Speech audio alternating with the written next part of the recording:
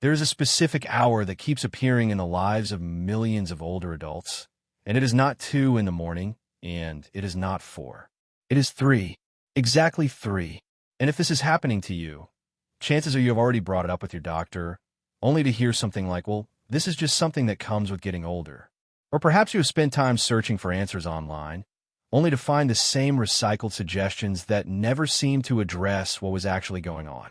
Today, this conversation is going to go somewhere different, because after years of working closely with older adults and their health concerns, one thing has become very clear. Waking at 3 in the morning is almost never random. It is not meaningless noise from a body that has simply worn out. And in the majority of cases, the true cause has very little to do with what most people assume. There is one reason in particular, the one we will arrive at by the end of this conversation, that involves something happening deep inside your body every single night. Something that cannot be seen. Something that rarely, if ever, comes up during a routine medical visit. And when you understand it, there's a good chance it will completely shift the way you think about your sleep. So stay with this all the way through. The piece that may matter most to you personally is waiting toward the end. Before diving in, try something right now. Think back to the last time you woke up at that hour. What did it feel like? Was it a sudden jolt, as though something startled you? Was there warmth spreading through your chest? A wave of unease with no clear reason attached to it? Or did you simply open your eyes, wide awake, as if a switch had been flipped? Hold that feeling in your mind, because by the time this is finished, you're going to understand exactly what your body was communicating to you in those moments. This channel exists because older adults deserve real information, not vague reassurances, not overly complicated medical language, just honest, clear explanations of what the body is doing and why, delivered in a way that actually leads somewhere useful. Today, that means going deep on one of the most common experiences reported by adults over 60, waking at the same hour nearly every night, almost always falling somewhere between 2 and 4 in the morning. 7 specific reasons will be covered. For each one, you will learn what is actually happening inside the body, why it tends to become more pronounced after 60, what it feels like from the inside, and most importantly, what can realistically be done about it. The first reason to consider is one that modern Western medicine tends to overlook, even though the science behind it is well established. Your body does not operate on a single clock. Every major organ runs on its own internal schedule, its own rhythm, its own window of peak activity. The heart, the lungs, the kidneys, the digestive system, all of them follow a biological timetable. And according to both traditional physiological models and the more recent field of chronobiology, the liver reaches its most active period somewhere between 1 and 3 in the morning. That is when it takes on the bulk of its overnight responsibilities, filtering the blood, clearing metabolic byproducts, and processing everything introduced to the body during the day. Here is where this becomes especially relevant for older adults. As the body ages, the liver's processing efficiency gradually declines. It handles things more slowly.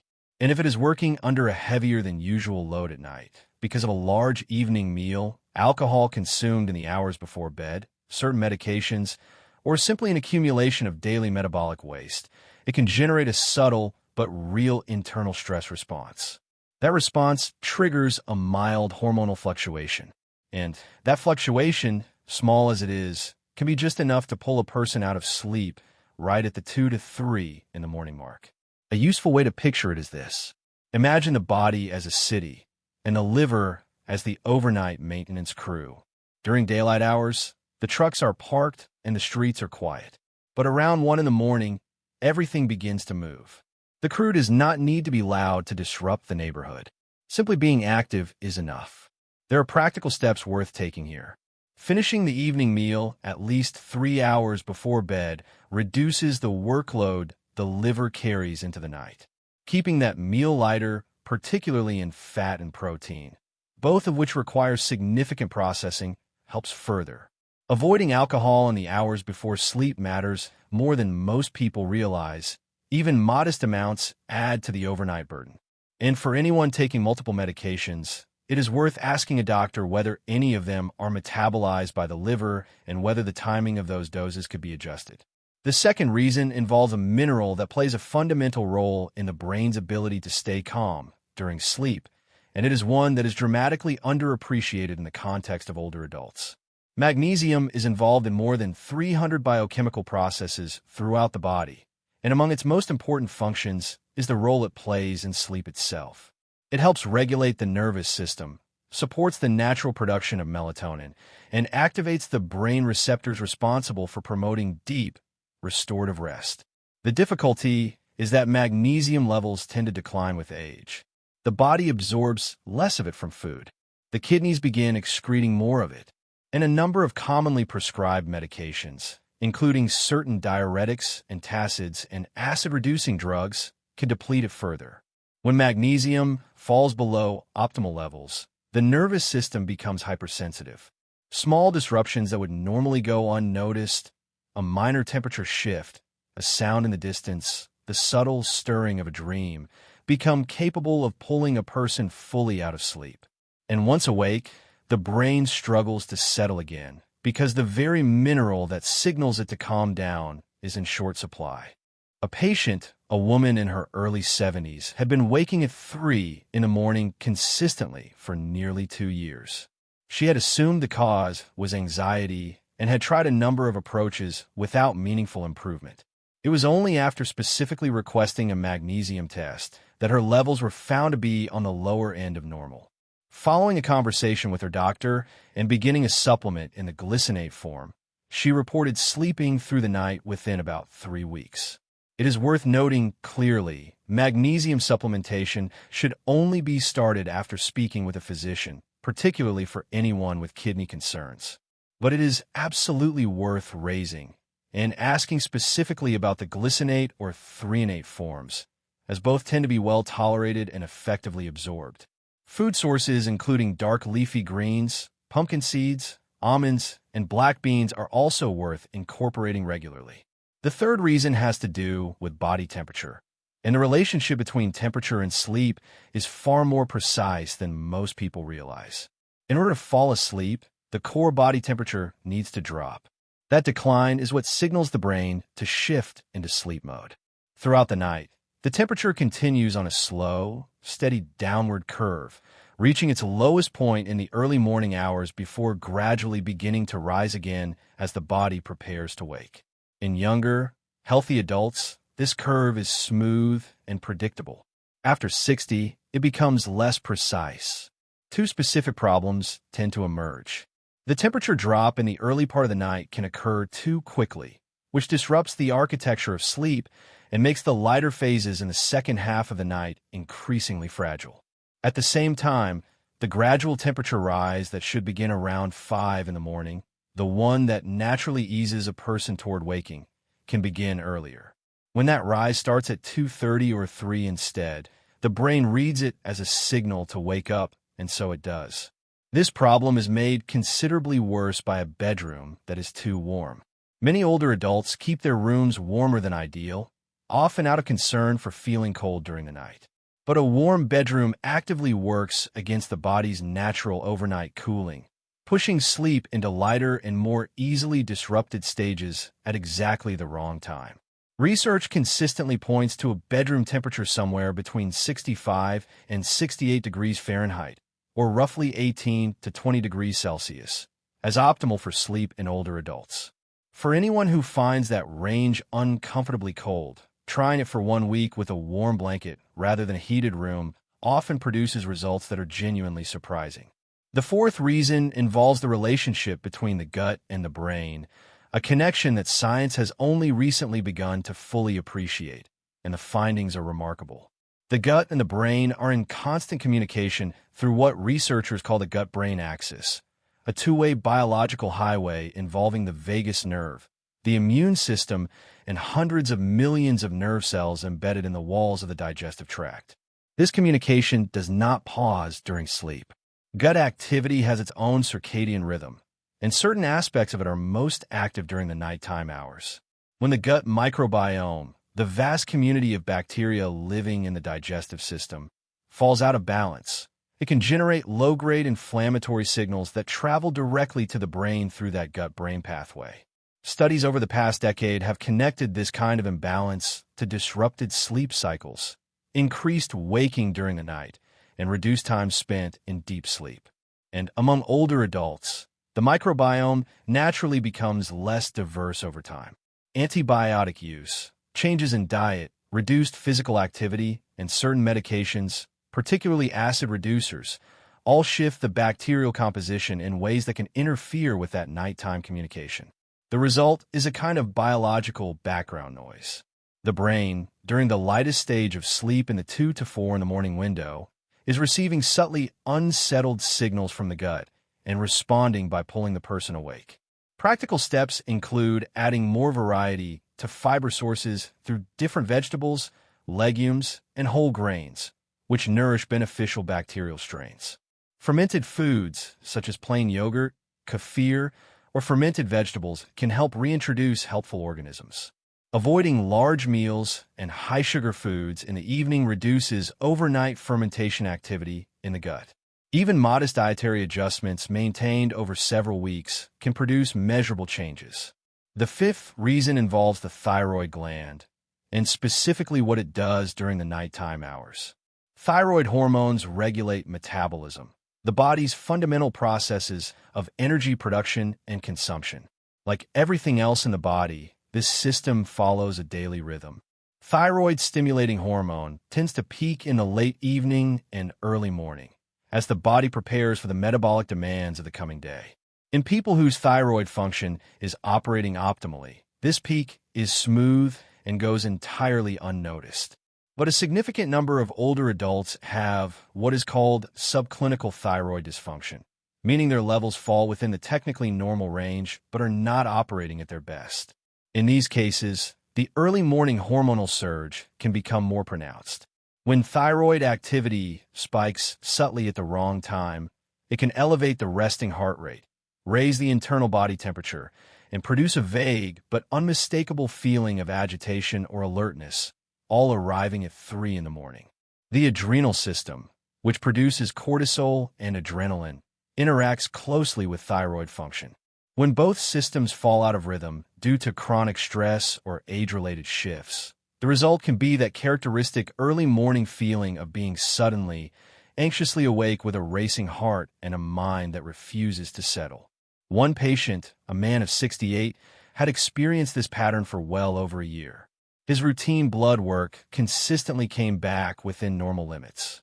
It was only after he specifically requested a more complete thyroid panel, including T3 and reverse T3 levels rather than TSH alone, that a pattern of subtle dysregulation became visible.